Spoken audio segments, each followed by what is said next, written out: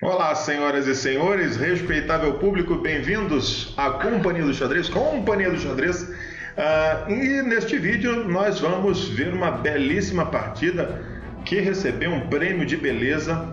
O prêmio de beleza eram dados para as melhores partidas do torneio, às vezes juntava uma grana lá e dava um prêmio ali para a melhor partida dos torneios. Essa partida foi premiada.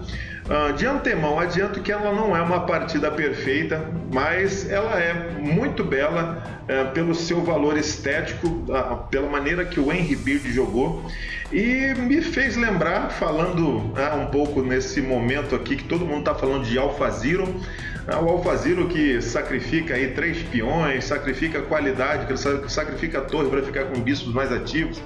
Ele não entende muito bem essa questão do valor das peças e acaba jogando um xadrez bem dinâmico, onde o que importa é a atividade das peças. Essa partida do Henry Bird me lembrou muito esse jeito de jogar, apesar de eu não estar no nível de um jogo de computador. Obviamente temos muitos erros táticos, mas nós vamos ver a coragem aqui do Henry Bird de encarar o James Mason, que era um grande jogador da época, um irlandês. Bom, essa partida foi jogada em 1876 em Nova York. E a partida aqui, vamos começar a ver essa partida. A partida começou aqui com o E4 do Henry Bird e continuou aqui com uma francesa, E6, D4, D5, cavalo C3, cavalo F6, e aqui o Henry Bird seguiu com um lance que era muito jogado na época, que é o E por D5. Hoje em dia nós vemos muito lance E5 nessa posição, para poder entrar na variante do Steinitz, mas aqui ele joga o E por D5. Capablanca também jogou bastante esse E por D5, né? E por D5, então, cavalo F3, desenvolvendo aqui as suas peças, bispo D6 também, bispo D3, aqui vem o roque para os dois lados, e depois desses roques, o preto, o James Mason, resolveu jogar o lance H6, que talvez não faça muito sentido aqui.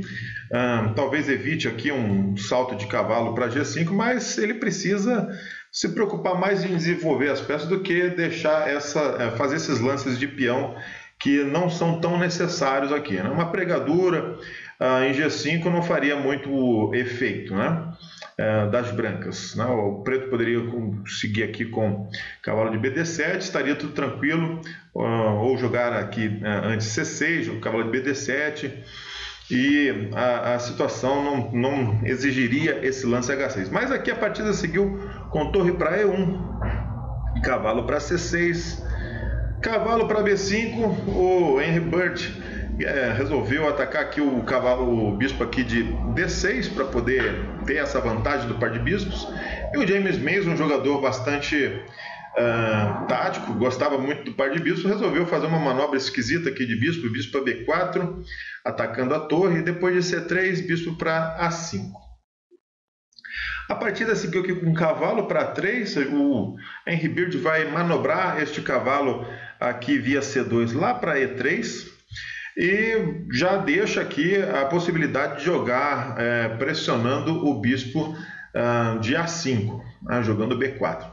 A partida seguiu aqui com o bispo para G4, pregando o cavalo de F3, veio o cavalo C2, dama para D7. James Mason quer concluir aqui o seu desenvolvimento. Talvez ele não se importou com o próximo lance das brancas, que foi o lance B4, bispo para B6, porque ele tinha a ideia talvez de jogar um A5 para liberar, ou então depois de manobrar esse cavalo de C6, empurrar o peão para C6 e então jogar com o bispo aqui nessa diagonal em C7. Então ele não está muito preocupado com isso.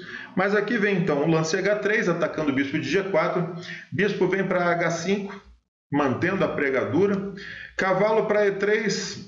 Legal esse lance, porque a ideia do Henry Bird é jogar G4, mas normalmente um G4, quando tem 3 peças cercando aqui, esse ponto G4, normalmente vem um sacrifício em G4 e o rei fica muito exposto.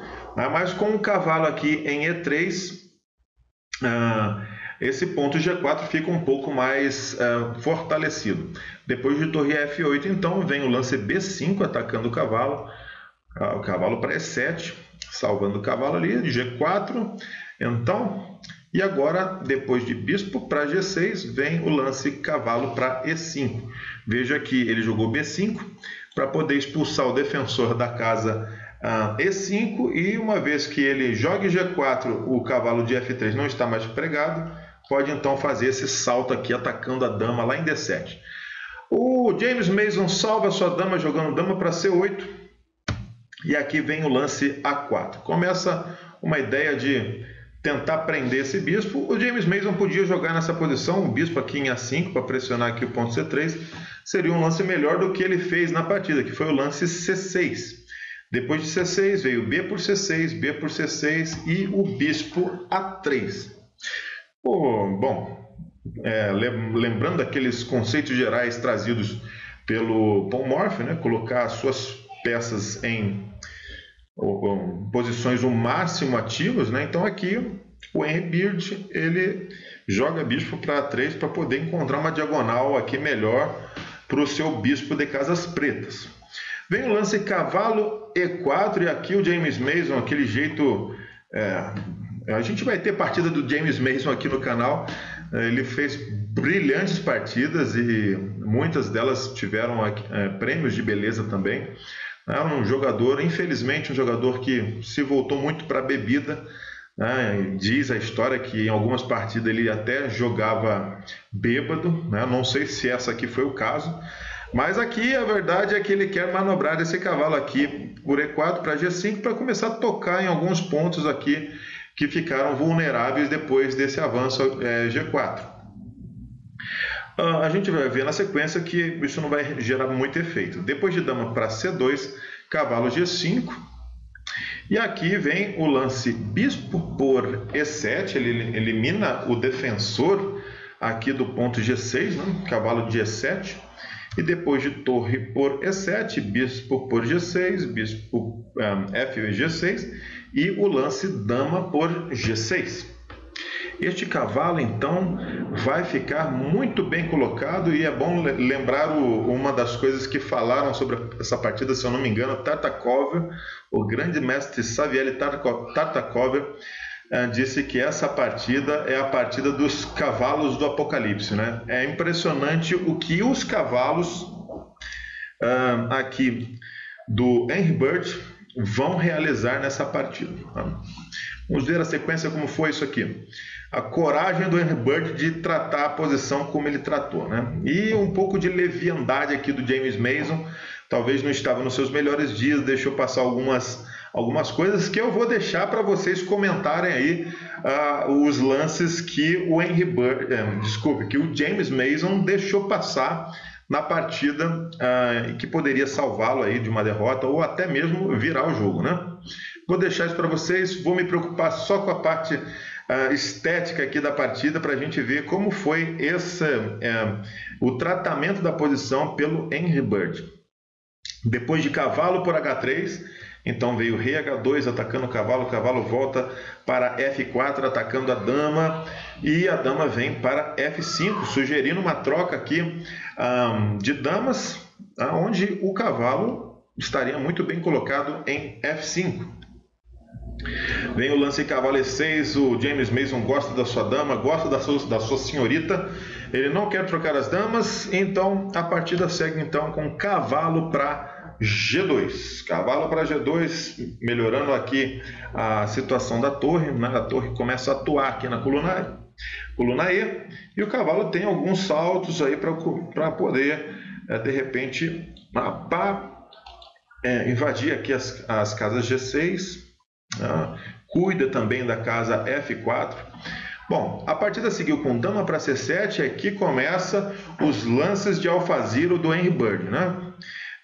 Pelo menos esteticamente falando, são lances interessantes, dado a ideia do Henry Bird, né? Por isso o prêmio de beleza, talvez na época o prêmio de beleza foi dado por isso, pelas ideias aqui que começam a aparecer na partida. Nesse momento ele joga o lance A5, que prende o bispo, né? E o bispo, para não perder essa peça, é obrigado a capturar aqui em A5. Depois dessa captura, então vem o torre por A5, e o alfaziro do século XIX começa já a eliminar algumas peças que ele julga importantes para o bando contrário. Antes de dama por A5, né? Não teve dama por A5, na verdade. Aqui, depois de dama por A5, por exemplo, viria um cavalo G6 atacando aqui a torre em E7 e, ao mesmo tempo, lança um ataque indefensável contra o cavalo de E6. Então, obviamente, dama por A5 não é bom. Por isso, o lance A5 é bem forte, né? Bispo por A5, torre por A5, e aqui vem primeiro o lance torre para F8. A ideia do James Mason é, bom, vou ganhar um tempo atacando aqui a senhorita do Henry Bird, ele tira essa dama, e então eu capturo em A5. Está resolvido o meu problema, fico com qualidade e vou ganhar esse jogo. Mas aqui o Henry Bird joga um lance meio esquisito, que é o lance torre A6. Há quem diga que recebe 2 exclamações. Eu acredito, pela coragem, receba assim 2 exclamações, porque aqui ele quer jogar essa posição acreditando que seus 2 cavalos são melhores que a dama. E, na verdade, para uma partida de humanos, se você jogar aí no seu Stockfish, do seu Chessbase aí, você vai ver um monte de refutações aqui. Mas a verdade é que muitas vezes o humano não consegue, em algumas situações, achar os melhores lances para poder converter uma posição que é para ser vitoriosa, né? Então aqui, depois de torre A6, veio torre A5, G por F5, cavalo para D8, que resolveu salvar o cavalo, e agora vem o lance cavalo para F4, e os cavalos do Apocalipse começam a se aproximar aqui da posição do rei. Nessa posição vem aqui dama para C8, atacando o peão de F5. Vem o lance cavalo de F para G6, e agora defendeu o peão de F5, atacando o cavalo. O peão de F5 então é intomável. Tem que salvar a torre, joga então torre para E8. Que o James Mason está tentando segurar um pouco a onda, não está resolvendo sacrificar muitas coisas aqui. Poderia, de repente, jogar aí dama por A6 nessa posição, dama por A6, deixar esse cavalo cair, deixar a torre cair para o cavalo, não teria mate, então, mas é um lance que talvez assustou aqui o James Mason, e por isso ele jogou torre para E8. Veio então cavalo para C6. Um lance interessante, né? Porque tem um efeito estético aqui, visto que se, por exemplo,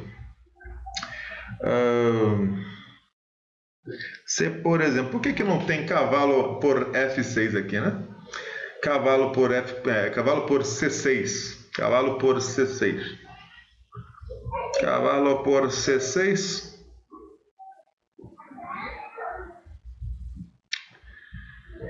O que teria aqui? Iríamos para um final vantajoso para as pretas, né? Depois de torre por E8, dama por E8 e torre por C6. A torre é intocável por causa de cavalo E7 cheque. Mas o final aqui, provavelmente as pretas estão melhores, né? Depois de cavalo por C6, o James Mason resolveu seguir aqui com dama para C7 cheque. Aqui começam as complicações da vida do James Mason, né? Porque vem aqui cavalo de C para E5 e depois de dama para C3 vem o lance torre E3. Antes de tomar o peão em D4, ele faz um ataque aqui contra o peão de F2. Vem então o lance rei G2 para defender o peão. O rei precisa de alguma proteção, então vamos garantir primeiro a proteção desse peão. E agora sim, dama por D4. Agora vem o lance F6, o lance que causa aí um distúrbio na defesa do rei. E já vai trazer aquela torre de A6 para perto aqui do monarca negro. G por F6, torre por F6. Vem o lance cavalo E6, e aqui depois de torre G3 as coisas estão começando a se complicar.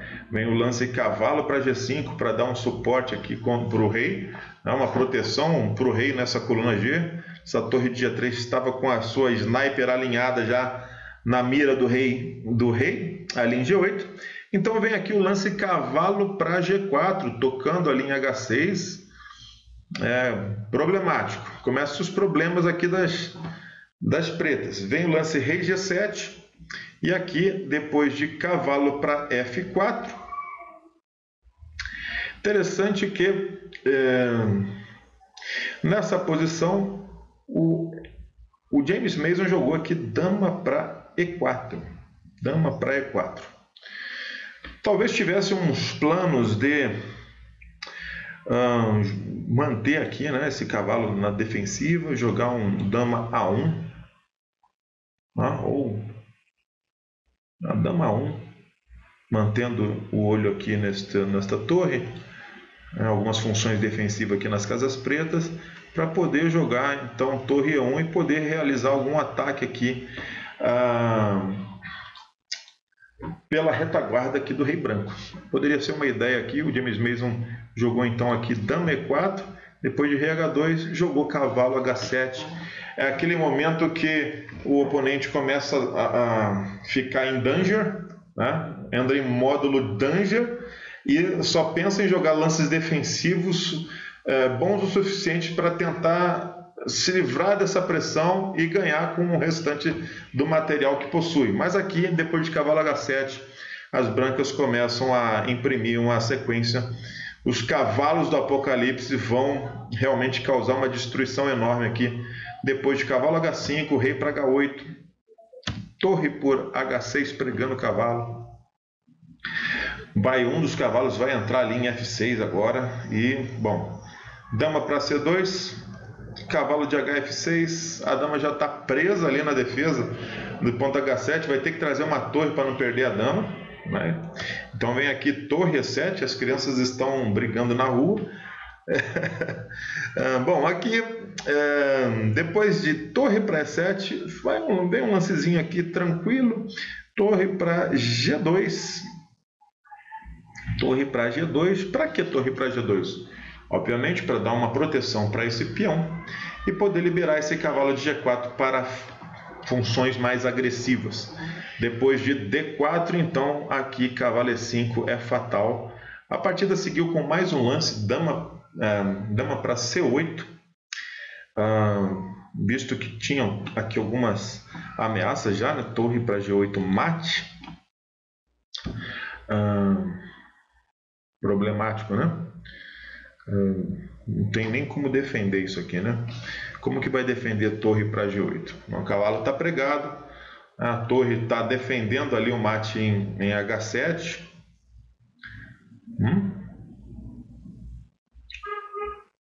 E aqui não cabe nem um torre para E7, né? Nem um torre para E7 funciona aqui, visto que seguiria mate com cavalo F7 cheque, obrigatória tomada e então torre para G8 mate. Então aqui o último lance que ele tentou para segurar aqui o ponto G8 foi dama para C8, mas o lance cavalo para G6 é simplesmente o fim da história, né? O fim do mundo aqui para o James Mason com os dois cavalos do Apocalipse. Na verdade, o Apocalipse são os 4 cavalos. Quem lê a Bíblia sabe, né? Mas cavalo para G6, aqui os 2 cavalos do Apocalipse. Então, o James Mason tem que tombar o seu rei. Uma partida à la Alfaziro aqui do Henry Bird. Cavalo para G6. Cheque e, bom, aqui simples, né? Esse rei para G7. Cavalo por E7, cheque. E se, por exemplo, o rei por H6... o Henry Bird nem perderia o tempo de tomar aquela dama, porque aqui já tem torre para G6 mate.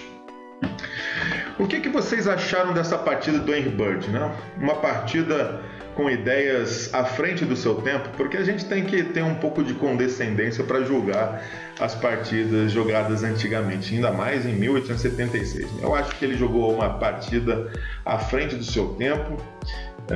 Jogou para frente, jogou bonito, jogou buscando ataque, encarou uma posição aí, né, com uma disparidade material, mas vislumbrando esse assalto contra o Rei Negro.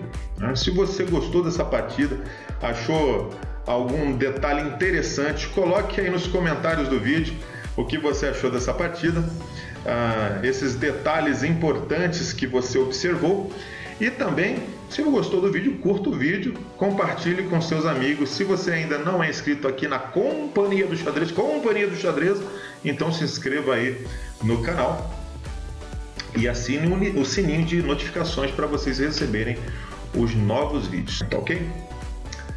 Até o próximo vídeo então, um grande abraço e até a próxima!